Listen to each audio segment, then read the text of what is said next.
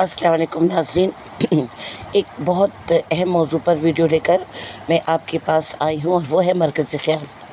मरकज़ी ख़्याल एक ऐसी चीज़ है जो तालिब इल्मों के लिए बहुत ज़रूरी है, तो मैं उनका वक्त ज़ाया नहीं करती और मैं आपको बताती हूँ कि मरकज़ी ख़्याल क्या होता है।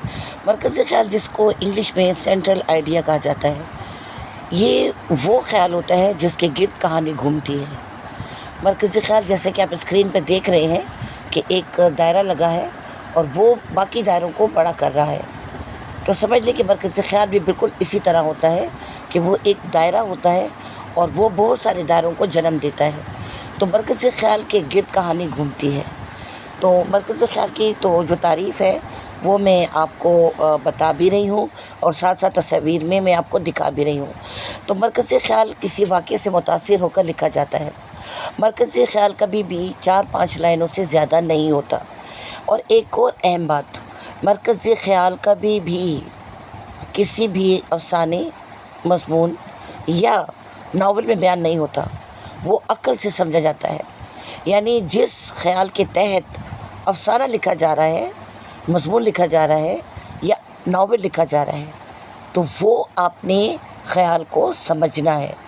तो मरकज़ी ख़्याल की अहम बात ये है कि ये कहीं भी बयान नहीं होता और हर बंदा अपनी समझ के हिसाब से जो मरकज़ी ख़्याल समझता है वही असल में मरकज़ी ख़्याल होता है।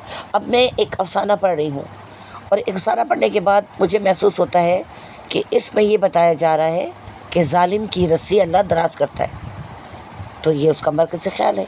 लेकिन अगर कोई और अफ़साना पढ़ रहा है और वो ये समझता है कि मज़लूम जो है वो सब्र करने वालों में से है, तो सब्र करने वालों के साथ अल्लाह ताला हमेशा होता है, तो इन्नल्लाह मअ साबिरीन, तो ये उसका मरकज़ी ख़्याल है।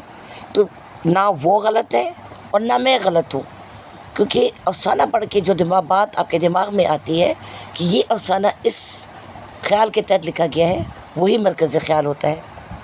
और मरकज़ी ख़्याल कभी भी 4-5 लाइनों से ज़्यादा नहीं होता। अक्सर बच्चे कंफ्यूज हो जाते हैं, वो खुलासे को मरकज़ी ख़्याल समझते हैं।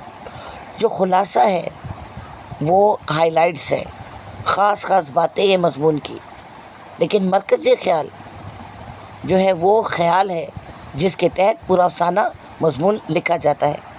तो उम्मीद है कि आप मरकज़ी ख़्याल को अच्छी तरह समझ गए होंगे और वीडियो की तरह मेरी ये वीडियो भी निसाब में आपकी मदद करेगी। शुक्रिया।